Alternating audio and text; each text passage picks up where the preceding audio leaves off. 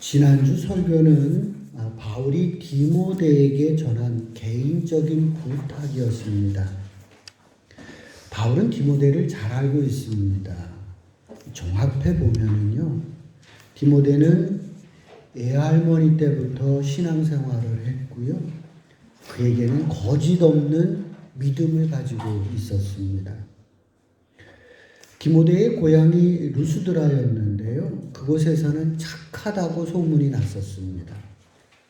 그랬던 디모데가 2차 선교 여행부터 바울과 동행을 하기 시작했습니다. 이렇듯 디모데는 많은 장점이 있는 사람이었습니다.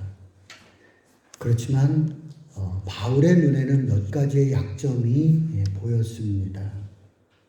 나이의 연소함과 성격의 소심함, 눈물 많은 것 등이 사도 바울에게는 약점으로 보였습니다.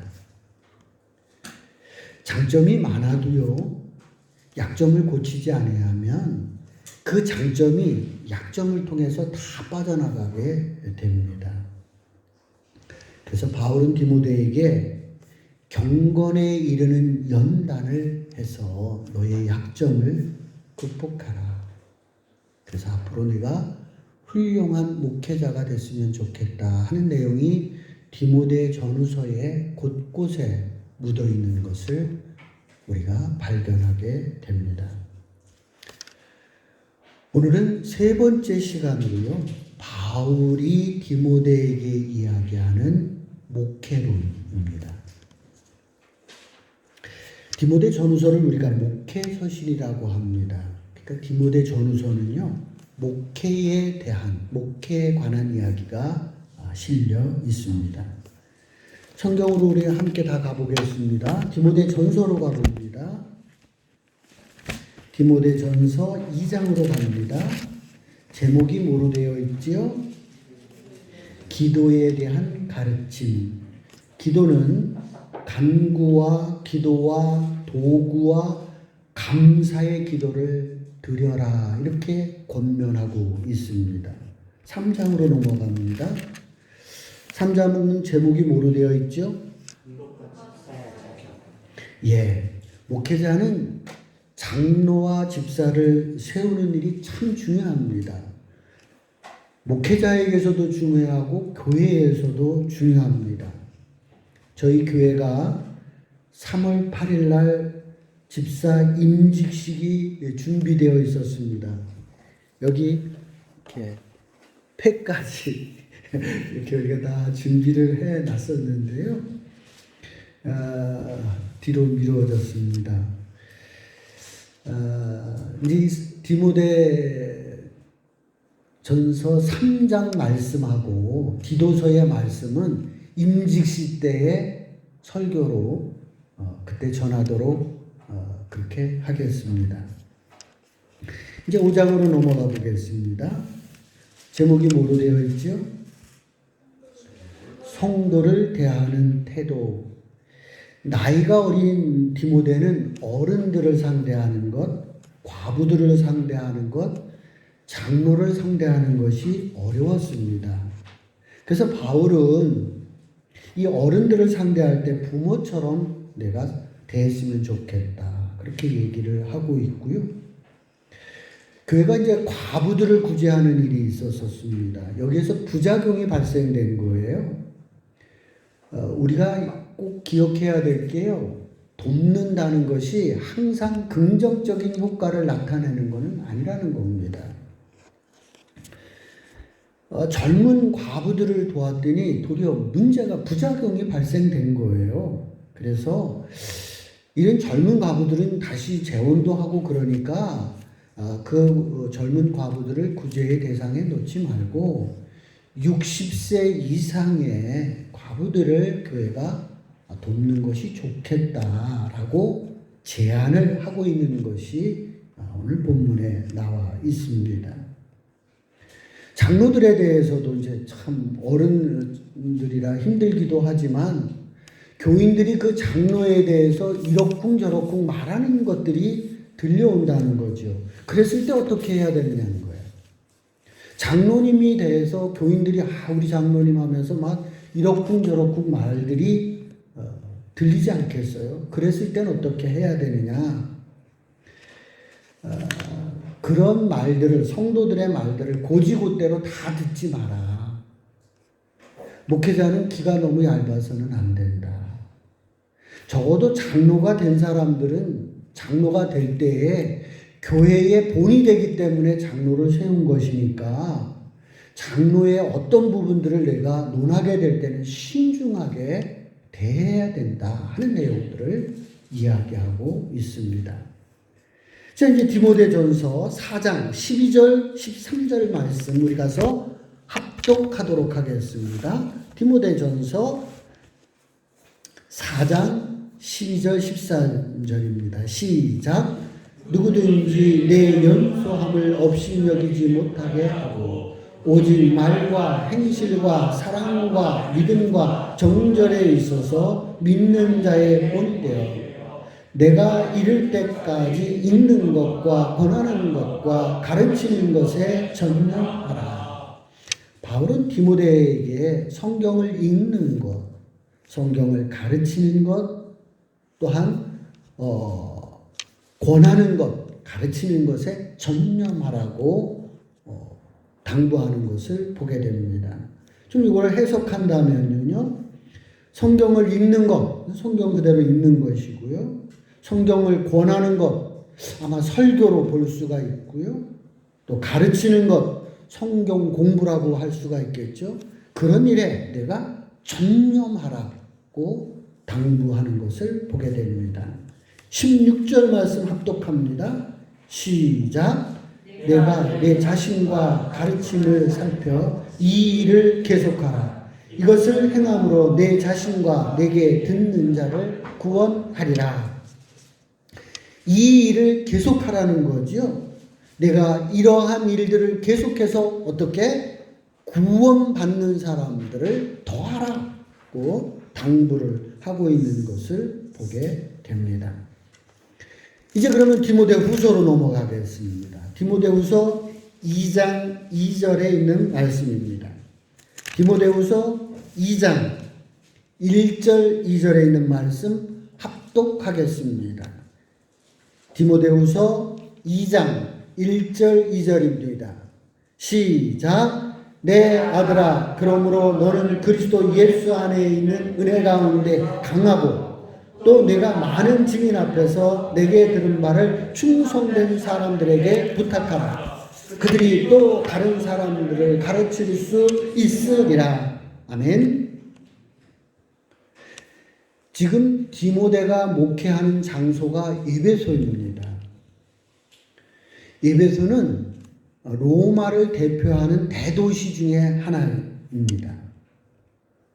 지금 이 에베소에서는요, 사도 요한이 목회를 하셨었던 곳이고요. 또 지금 사도 바울도 이곳에서 3년을 목회하셨던 곳입니다.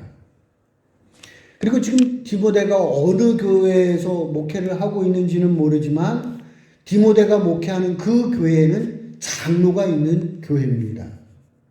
그러니까 개척의 교회의 수준을 넘어선 거예요.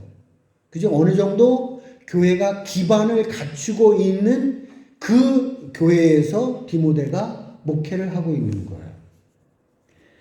지금 이렇게 이 교회에 필요한 게 뭔가 디모데는 이제 디모데에게 그거를 제시해 주고 있는 거예요. 지금 너의 교회에 필요한 게 뭐냐?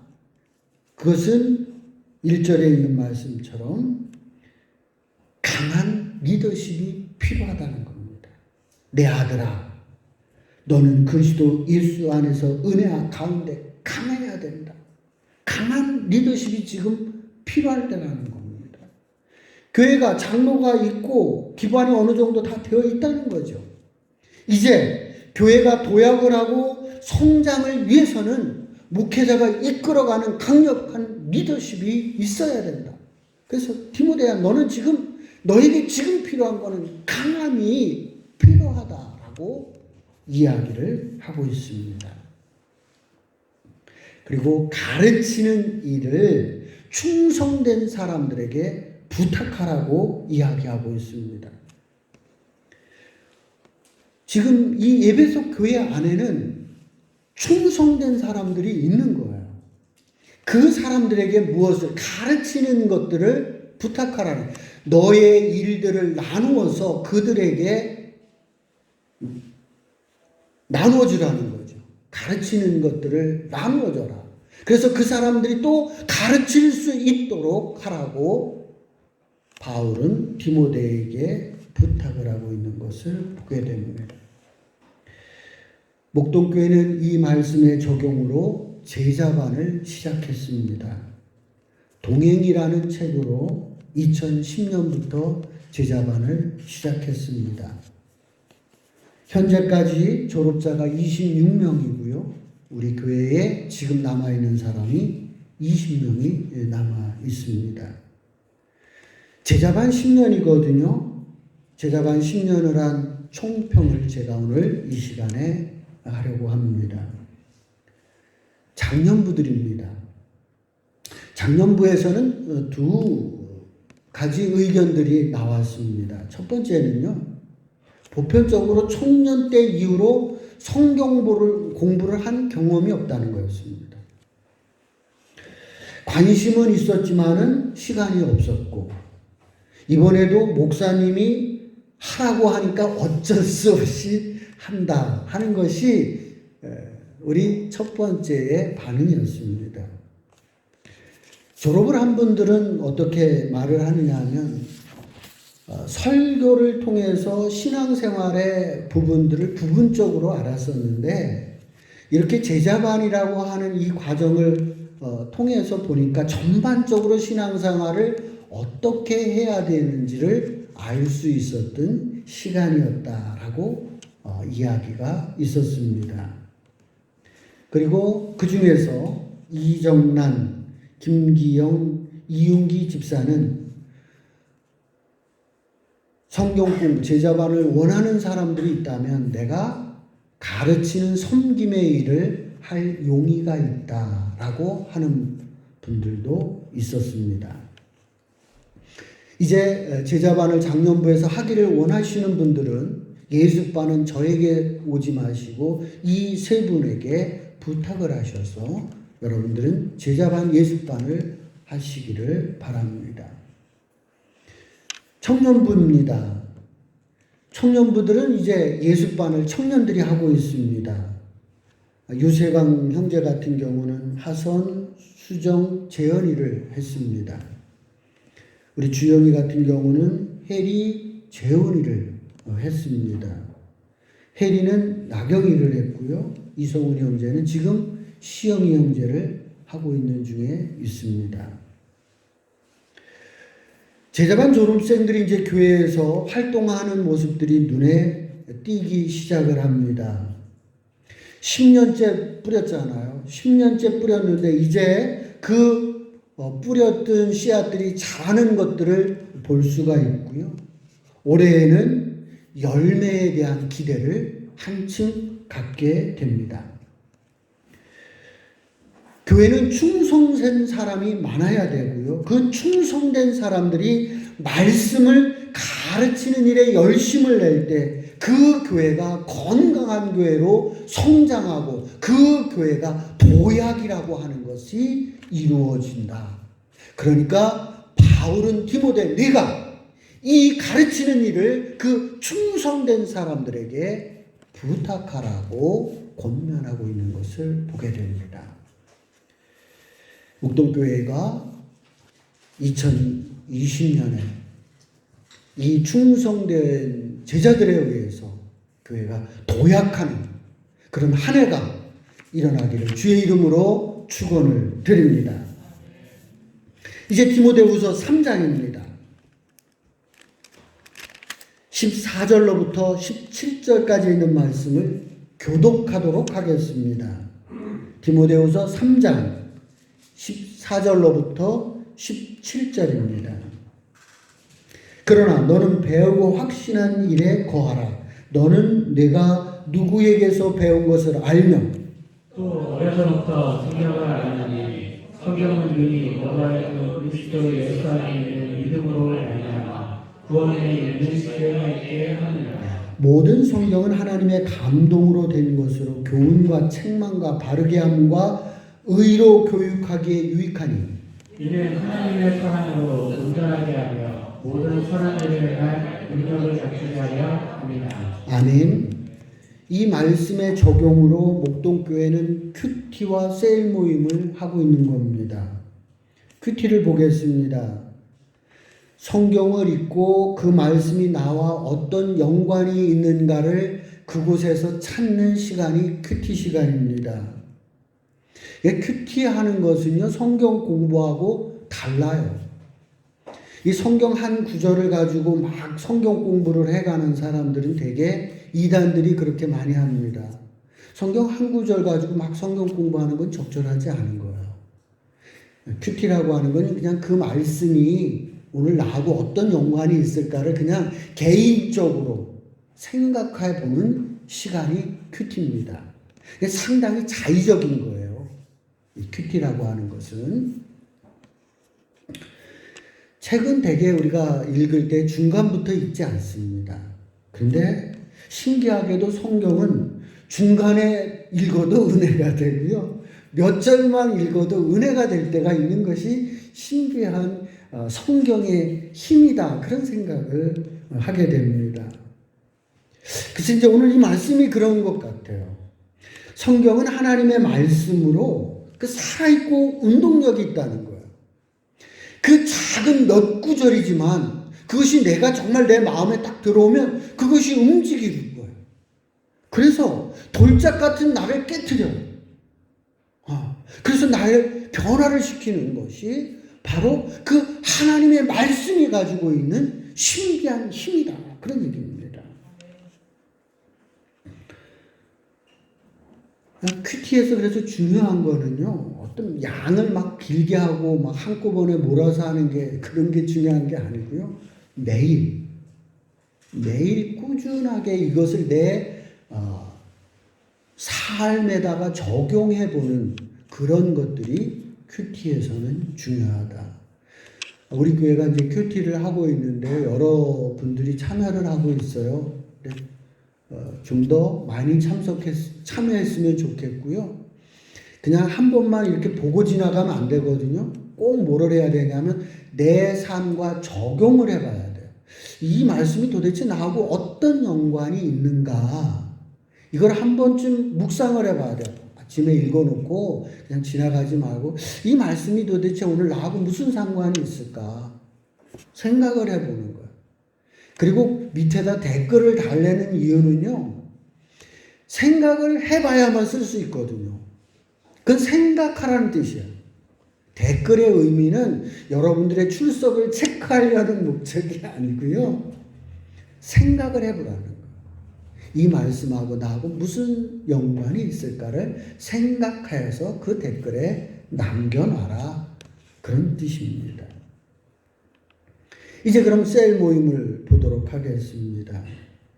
보니까 우리가 코로나 속에서도 지난주에 셀 보고서가 올라와 있는 것을 봅니다. 오늘도 2시에는 여러분 셀에서 셀 모임을 해주시기를 바랍니다. 그리고 아프리카 TV를 보고 계시는 성도 여러분, 여러분들도 오늘 2시에는 단톡방에 들어오셔서 함께 셀 나눔을 해주시기를 부탁을 드립니다. 셀 모임의 핵심이 뭐냐면요, 첫 번째 1번이 뭐죠?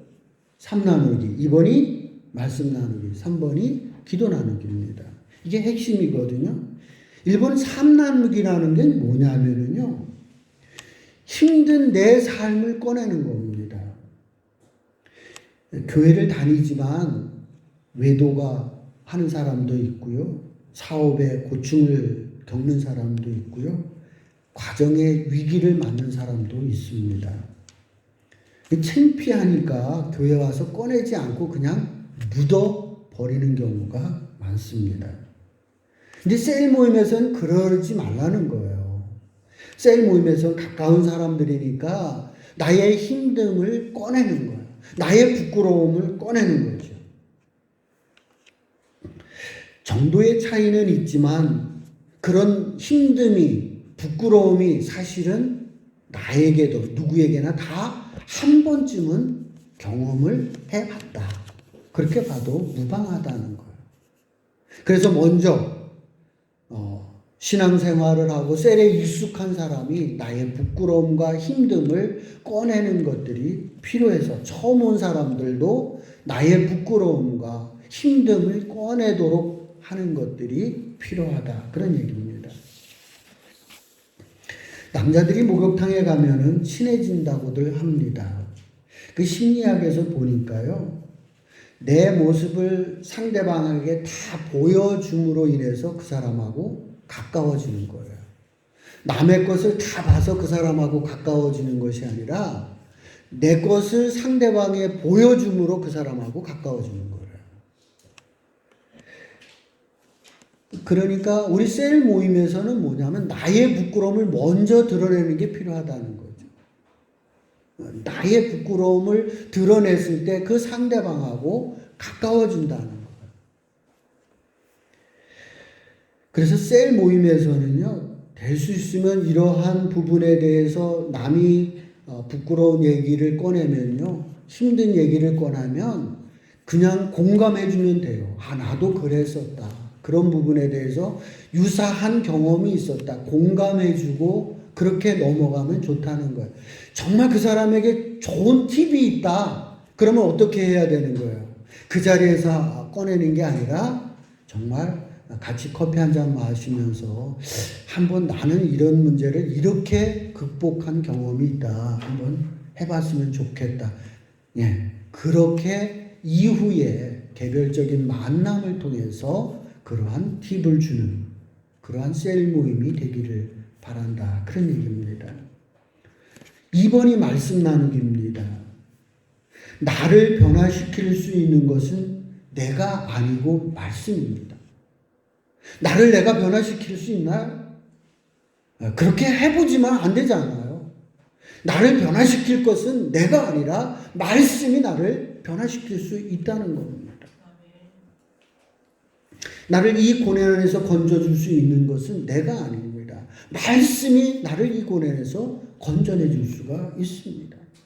이 말씀이 예리한 검이 되어서 나의 추하고 더러운 부분을 도려냅니다. 말씀이 살아 움직여서 내 심령과 골수를 쪼개어 새 사람으로 거듭나게 만들어준다는 겁니다. 그래서 이 말씀을 이 셀에서 나누자는 겁니다. 말씀이 우리 삶에 들어오게, 내 삶에 들어와서 나를 변화시키고 나를 새롭게 하는 그러한 하나님의 예리한 검이 되도록 하자. 그래서 셀 나눔에서 두 번째는 말씀 나눔입니다. 그 말씀이 망가진 인생을 회복시키기도 하고요. 말씀으로 무너지는 가정이 다시 세워지기도 합니다. 목동교회 셀이 여기까지 성숙해져 가는 그러한 셀이 되기를 주의 이름으로 축원을 드립니다. 이제 디모데후서 4장 2절입니다. 디모데후서 4장 2절 우리 같이 합독하도록 하겠습니다. 디모데후서 4장 2절 시작. 너는 말씀을 전파하라. 때를 얻든지 못 얻든지 항상 힘쓰라. 범사에 오래 참음과 가르침으로 경책하며 경계하라. 에베소 그 도시는요, 우상과 이단으로 가득한 그런 도시입니다. 그런 곳에서 전도하기 어렵죠. 에베소에서 목회를 하셨던 사도 요한, 반모섬에 유배 가시잖아요. 그것은 뭐예요? 종교 탄압이 있었다는 것 아니겠어요? 그런 곳에서 지금 디모데가 목회를 하고 있어요.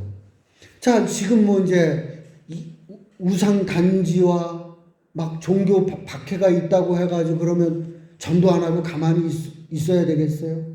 그거는 아니잖아요. 그래서 바울은 디모데에게 권하는 거예요. 너도 가서 복음을 전해라. 복음을 전하면 거기에서 뭐가 오겠어요? 고난이 오지요.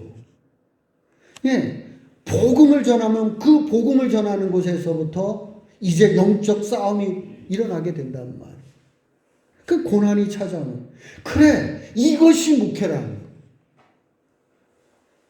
목회는 편한 게 목회가 아니라, 잘 나가는 게 목회가 아니라 복음을 전하고 복음을 전하는 중에 고난을 받는 것, 이것이 목회다. 그러니 너는 복음과 함께 고난을 받아라 라고 바울은 디모데에게 권하는 거예요. 그래서 다시 말씀하는 거예요. 1장에서 그 말씀을 했잖아요. 2장에서. 근데 다시 말씀하는 거예요.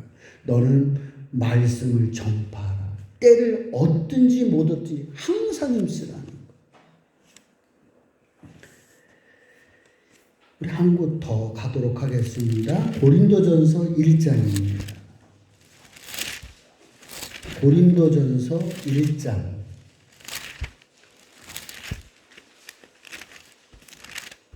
1장 21절입니다. 고린도전서 1장 21절 합독하도록 하겠습니다. 시작. 하나님 지혜에 있어서는 이 세상이 자기 지혜로 하나님을 알지 못하므로 하나님께서 전도에 미련한 것으로 믿는 자를 구원하시기를 기뻐하셨도다.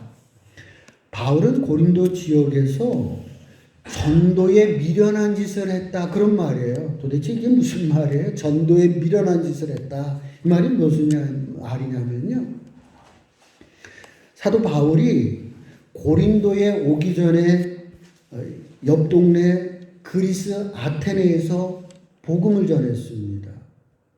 이 아테네, 아덴, 성경에는 아덴, 우리 아테네, 그리스 아테네, 여기는요 이미 400년 전에 소크라테스와 플라톤이 거쳐간 곳이에요. 그러니까 여기가 다 무슨 도시예요? 철학의 도시예요. 이성의 도시예요. 그러니까 지금 이 고린도도 어때요? 그 옆 동네니까 고린도 역시 이성과 철학의 도시라는 거예요. 아덴도 이성과 철학의 도시였다면 고린도도 마찬가지 이성과 철학의 도시예요. 이 아덴에서 바울이 뭐를 했느냐 하면 십자가의 복음을 전했어요. 그랬더니 이 철학과 이성의 도시인 이 아덴 사람들이 듣고는 그거는 논리적이지 않다고 얘기를 하는 거예요. 그건 논리가 되지 않는다는 얘기를 하는 거예요. 그래서 실패를 했어요. 네. 십자가의 도가 그게 논리적이지 않은 거예요. 그거를 알게 됐어요. 아, 이 십자가의 도가 이들이 얘기하는 철학과 이성에는 이게 부합되는 게 아니구나. 그거를 아덴에서 깨닫게 됩니다. 그리고 고린도로 내려온 거예요. 근데 이 고린도에 내려와서 그거를 깨달은 바울이 다시 그 고린도에서도 십자가의 복음을 전합니다. 근데 놀랍죠? 고린도에서는 먹히는 거예요. 아덴에서는 안 먹혔는데. 신기한 일인 거예요.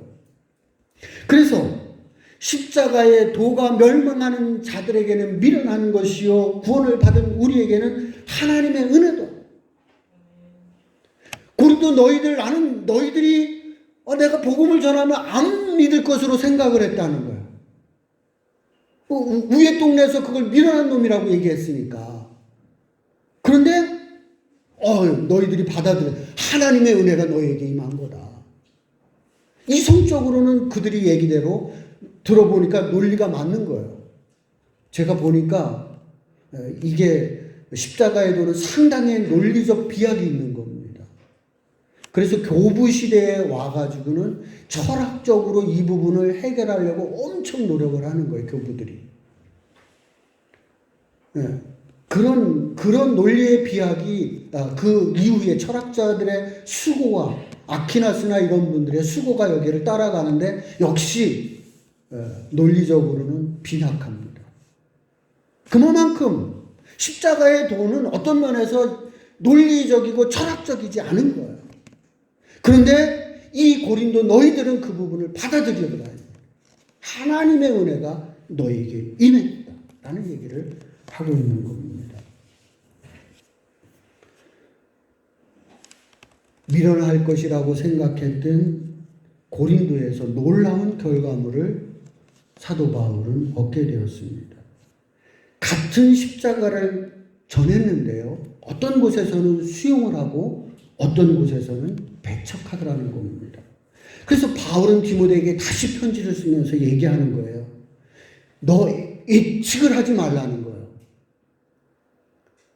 예, 때를 얻든지 못 얻든지 무조건 전하라는 거예요. 내가 예측을 해서 이거는 될 거야 라고 해서 전하고 아예 안 될 것 같아서 안 전하고 이러지 말라는 거예요. 너가 때가 되든 되지 않든 어떤 상황 어떤 처지에서도 너는 복음을 전하라. 아멘? 예, 지금 그 얘기를 하는 거예요.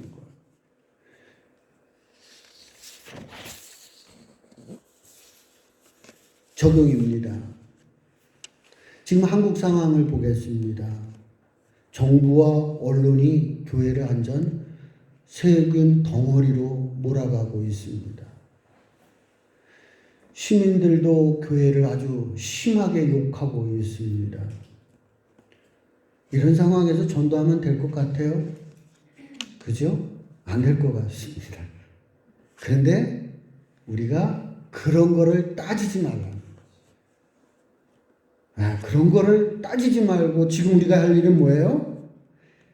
때를 얻든지 못 얻든지 전도하는 제자가 되시기를 주의 이름으로 축원을 드립니다. 어떤 상황, 어떤 처지에서도 주님의 복음을 전하는 그 전도의 사명을 감당하는 제자들이 되시기를 주의 이름으로 부탁을 드립니다.